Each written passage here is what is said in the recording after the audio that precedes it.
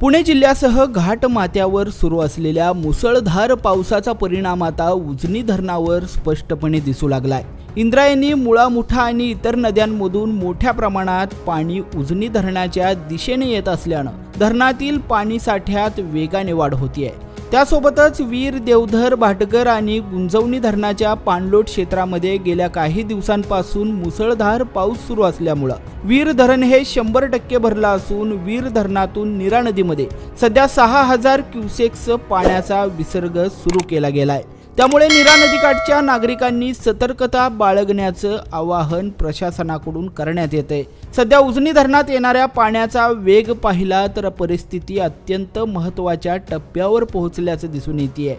दौंड नदी मोजणी केंद्रावर नदीची पाणी पातळी सध्या 503.120 मीटर इतकी नोंदवण्यात आलेली असून उजनी धरणाकडे सध्या तब्बल 1,21,464 क्युसेक्स इतका प्रचंड विसर्ग येतोय।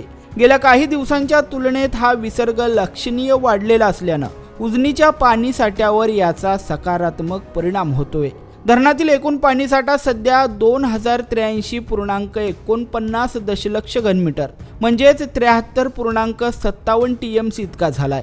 तर उपयुक्त अर्थात लाईव्ह स्टोरेज 280.68 दशलक्ष घनमीटर म्हणजेच 9.91 TMC पर्यंत पोहोचलेला आहे। धरणातील उपयुक्त पाणी साठ्याची टक्केवारी आता +20% पोहोचली असून येत्या काही दिवसात पावसाचा जोर कायम राहिला तर या टक्केवारीत आणखी वेगानं वाढ होण्याची शक्यता आहे। दरम्यान पुणे जिल्हा आणि घाटमाथा परिसरात अजूनही जोरदार पावसाचा अंदाज हवामान विभागानं वर्तवलेला आहे। त्यामुळे उजनी धरणात येणाऱ्या पाण्याचा प्रवाह आगामी काळात आणखी वाढू शकतो।